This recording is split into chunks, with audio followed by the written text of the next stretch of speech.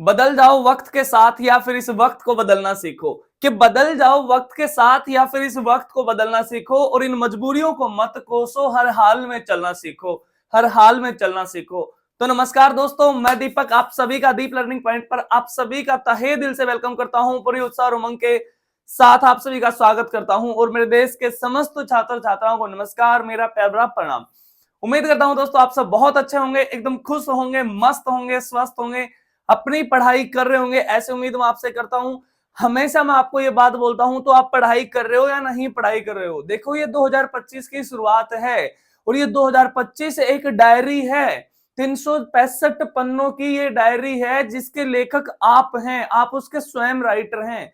तो आपने देखना है कि कैसा लिखोगे आप इस 2025 की डायरी को, ठीक है। ये 2025 जो साल है ना, ये आपका जॉब ईयर होना चाहिए और होना चाहिए के साथ साथ ये ऐसा नहीं हो जाएगा, ये बनाना पड़ेगा, आपने मेहनत करनी पड़ेगी अपने आप को ना। बहुत सारी चीजें जो आपको डिस्ट्रैक्ट कर रही हैं आपकी तैयारी में, उनसे बचा के रखो अपने आप को। हर वो चीज जो आपको पीछे लेके जा रही है उसको छोड़ दो, चाहे वो सोशल मीडिया का हैंडल क्यों ना हो, सोशल मीडिया पे कोई भी प्लेटफॉर्म क्यों ना हो आपका। भाई साहब, क्यों इंस्टाग्राम चलानी है, क्यों फेसबुक चलानी है। मैं आपको रियलिटी बताऊं, पोस्ट एक दिन ऐसी डालनी है कि सबको सदमा सा लग जाए, सबको एकदम झटका सा लग जाए कि भाई साहब इसका भी सिलेक्शन कैसे हो गया है। ऐसे रहना है, ठीक है। ऑफिस वाली टेबल से पोस्ट डालनी है। बातें आ रही हैं समझ या नहीं आ रही हैं तुम्हें? आ रही हैं? अगर बातें समझ आ रही हैं तो आ जाओ, जल्दी से करंट अफेयर की बातें करते हैं। चाय वगैरह पी लिए तो आ जाओ। चलो, पहला क्वेश्चन रहेगा कि हाल ही में मनाया गया मकर संक्रांति का त्योहार भारत के किस राज्य में पोंगल के रूप में मनाया जाता है? हाल ही में मनाया गया मकर संक्रांति का त्योहार, मकर संक्रांति का त्योहार भारत के किस राज्य में पोंगल के रूप में मनाया जाता है? और यह मनाया जाता है पोंगल के रूप में, यह मनाया जाता है तमिलनाडु में दोस्तों, ठीक है। और तमिलनाडु से बातें अगर मैं बताऊं तो तमिलनाडु के मुख्यमंत्री कौन है? एम के स्टालिन। एम के स्टालिन तमिलनाडु के मुख्यमंत्री। चक्रवात कौन सा आया था अभी तमिलनाडु में? चक्रवात आया था आपका फिंगल। और तमिलनाडु के चेन्नई से हैं आपके कौन? अरे विश्व के चेस चैंपियन, ठीक है, डी गुकेश, जो 18 साल के हैं, सबसे युवा चेस चैंपियन जो बने हैं वो भी तमिलनाडु से हैं, चेन्नई से हैं दोस्तों, डी गुकेश। इतनी सी बातें याद रखेंगे। और बातें आई जो मकर संक्रांति का त्योहार है, मकर संक्रांति का जो त्योहार है यहां पर लिख देता हूं। मकर संक्रांति का जो त्योहार है ये आपका गुजरात में मनाया जाता है उत्तरायण के नाम से, गुजरात में मनाया जाता है उत्तरायण के नाम से, ठीक है। और पंजाब और हरियाणा में मनाया जाता है ये किस नाम से? लोहड़ी के नाम से, ठीक है, लोहड़ी के नाम से। इतनी सी बातें आप याद रखेंगे, याद रह जाएंगी बातें। और गुजरात से अगर मैं बातें बताऊं, कल परसों बातें बताई थी कि अंतरराष्ट्रीय पतंग महोत्सव का आयोजन कहां पर किया गया है? अंतरराष्ट्रीय पतंग महोत्सव का आयोजन कहां पर किया गया दोस्तों? अहमदाबाद के अंदर किया गया है। और अहमदाबाद को क्या बोला गया है? अहमदाबाद को बोला गया है Boston of India, Boston of India बोला गया है। या इसी को बोला गया है क्या? Manchester of India, Manchester of India इसको बोला गया है, ठीक है। और अहमदाबाद भारत का पहला शहर है किसमें शामिल होने वाला? यूनेस्को में शामिल होने वाला। 2017 में दोस्तों यूनेस्को में शामिल किया गया अहमदाबाद को। और अहमदाबाद के अंदर है NID, national institute of design. इतनी सी बातें याद रख लोगे या नहीं रख लोगे? ठीक है, रख लोगे, रखनी पड़ेंगी जनाब, ठीक है, रखनी पड़ेंगी। अच्छा, एक त्योहार मनाया जाता है, देखो ये तो था पोंगल, और एक है यहां पर लिख देता हूं अट्टुकल पोंगल, अट्टुकल पोंगल।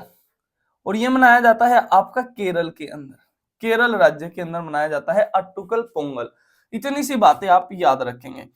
नेक्स्ट जो क्वेश्चन होगा आपका, क्रोएशिया के पुनर्निर्वाचित हुए हैं एक राष्ट्रपति जिनका नाम क्या है? जोरान मिलनोविच, क्रोएशिया देश के, क्रोएशिया के, क्रोएशिया, ठीक है, के जो राष्ट्रपति हैं वो री इलेक्ट होके आए हैं, इनका नाम क्या है? जोरान मिलनोविच। ठीक है, जोरान मिलनोविच। इतनी सी बातें याद रखेंगे। ठीक है, चलो नेक्स्ट क्वेश्चन आपका रहेगा कि कोलकाता में जलवायु परिवर्तन पर एक आर्ट गैलरी का उद्घाटन किया है किसने? कोलकाता में जलवायु परिवर्तन पर या जलवायु परिवर्तन को लेकर एक आर्ट गैलरी, एक कला प्रदर्शनी का आयोजन किया है। किसने किया है? इसका उद्घाटन किसने किया है? केंद्रीय मंत्री गजेंद्र सिंह शेखावत ने। केंद्रीय मंत्री गजेंद्र सिंह शेखावत ने। इतनी सी बातें आप याद रख लोगे। ठीक है, चलिए नेक्स्ट क्वेश्चन आपका हो जाएगा दोस्तों कि स्वामी विवेकानंद का बर्थडे अभी मनाया था, कहां पर? आपका 12 जनवरी को मनाते हैं। और राष्ट्रीय युवा महोत्सव का आयोजन कहां किया गया था? नई दिल्ली में किया गया था। और स्वामी विवेकानंद से बातें मैंने बहुत सारी आपको बताई थी कि उद्बोधम उनकी एक रचना है, प्रबुद्ध भारत उनकी एक रचना है, the west and the east उनकी एक फेमस किताब है, द मास्टर उनकी एक फेमस किताब है। 1893 में कहां गए थे? शिकागो में गए थे, प्रथम विश्व धर्म सम्मेलन में वहां पर गए थे। सारी बातें मैंने आपको बता दी थी। और इवन एक स्पेशल क्लास भी बनाकर डाली थी स्वामी विवेकानंद जी के ऊपर, जिस दिन इनका बर्थडे था 12 जनवरी को ही। ठीक है, आप देखोगे आपको मिल जाएगी। तो स्वामी विवेकानंद युवा शक्ति मिशन किस मुख्यमंत्री ने शुरू किया या किस राज्य की सरकार ने शुरू किया है? स्वामी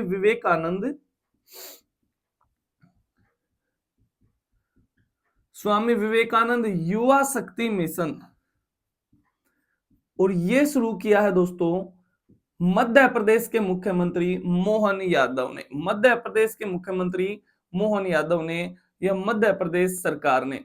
और इसके तहत क्या बातें बोली गई हैं कि 2028 तक राज्य सरकार 70% युवाओं को रोजगार देगी। 70% युवाओं को रोजगार दे देगी,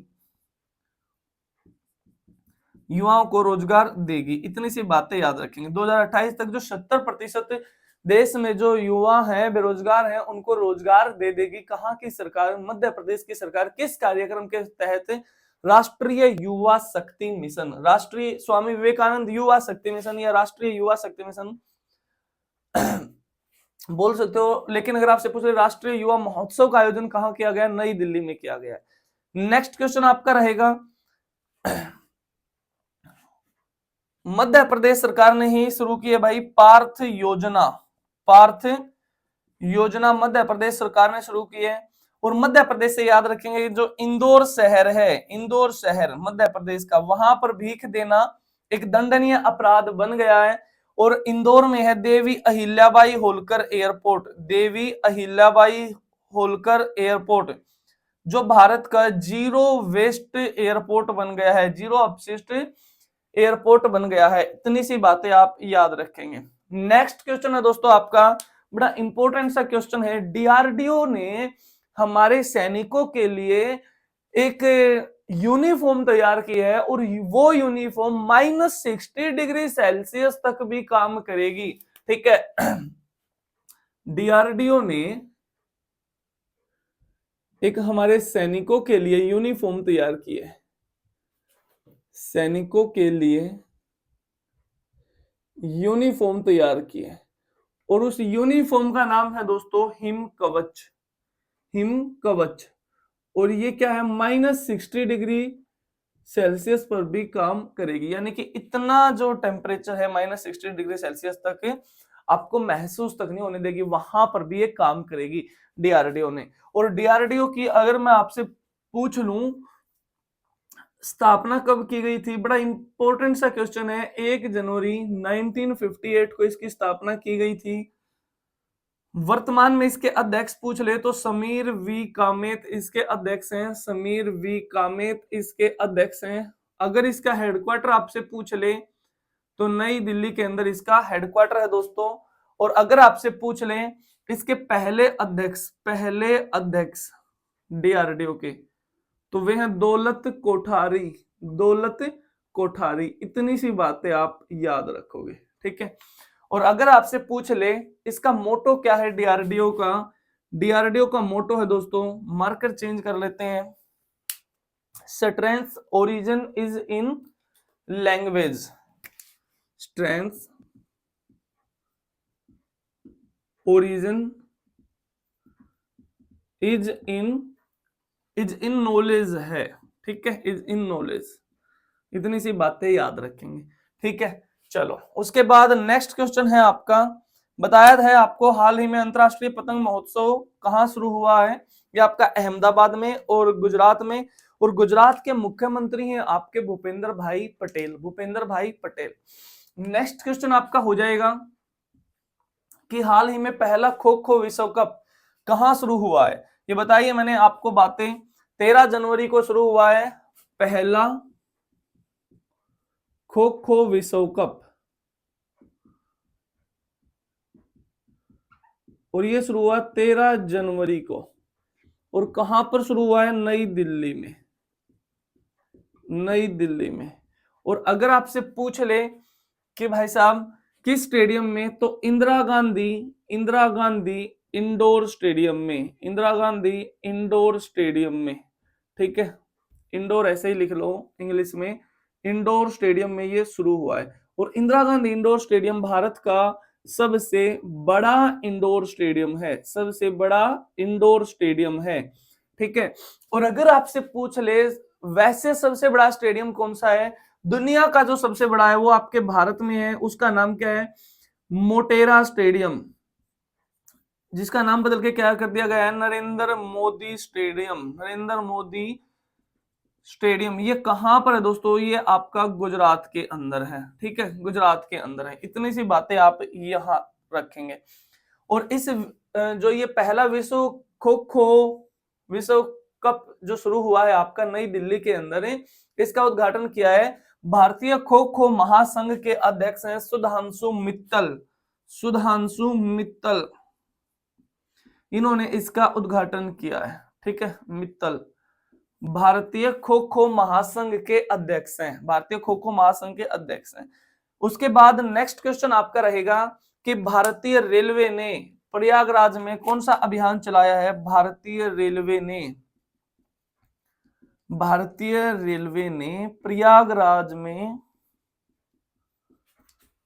जो अभियान चलाया है उसका नाम क्या है, उसका नाम है paint my city, paint my city. ये किसने चलाया है, भारतीय रेलवे ने, ठीक है।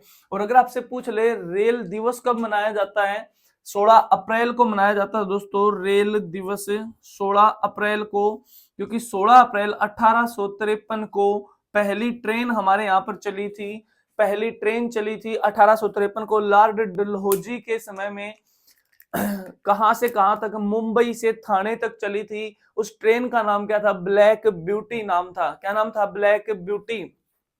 और हमारे हाल ही में रेलवे के मिनिस्टर कौन है, अश्वनी वैष्णव आपके रेल मंत्री हैं। और पहली महिला रेल मंत्री अगर आपसे पूछ ले तो ममता बनर्जी हैं, जो हाल फिलहाल में वेस्ट बंगाल राज्य की मुख्यमंत्री हैं।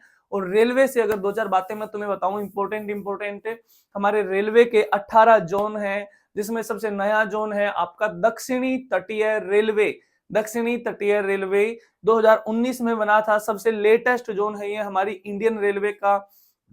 और रेलवे बोर्ड का गठन कब किया गया, रेलवे बोर्ड का गठन किया गया दोस्तों 1905 में। और रेलवे का राष्ट्रीयकरण कब किया गया, 1950 में रेलवे का राष्ट्रीयकरण किया गया। इतनी सी बातें याद रखेंगे। ऑनलाइन टिकट प्रणाली की शुरुआत रेलवे की 2002 में की गई, 2002 में की गई। इतनी सी बातें याद रख लोगे या नहीं, याद रख लोगे, सिंपल सी बातें हैं, ठीक है। सबसे पुराना रेलवे जोन आपका मुंबई वाला है, जहां पर मुंबई में है, जिसका हेडक्वार्टर किसका, मध्य रेलवे का। और मुंबई में ही हेडक्वार्टर किसका है, पश्चिमी रेलवे का मुख्यालय भी कहाँ है, मुंबई के अंदर है। इतनी सी बातें आप याद रखेंगे। और रेलवे एकमात्र ऐसा डिपार्टमेंट है, ऐसा ऑर्गेनाइजेशन है जो सबसे ज्यादा रोजगार देता है भारत में।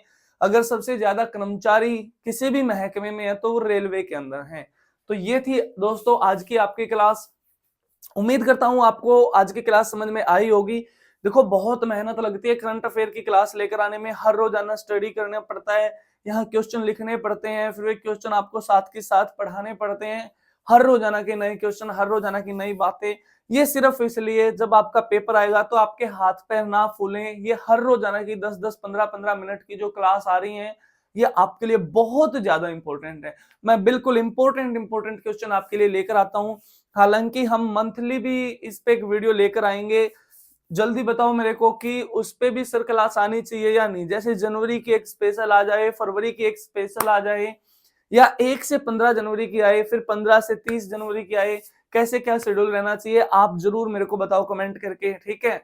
तो चलिए आज की क्लास की कहानी यहीं तक रखते हैं, बाकी बातें कल करेंगे सेम टाइम सेम जगह अगले दिन। तब तक के लिए सारे खुश रहो, एकदम मस्त रहो, स्वस्थ रहो, अपना ख्याल रखो, अपने घर वालों का ख्याल रखो। जय हिंद, जय भारत, वंदे मातरम।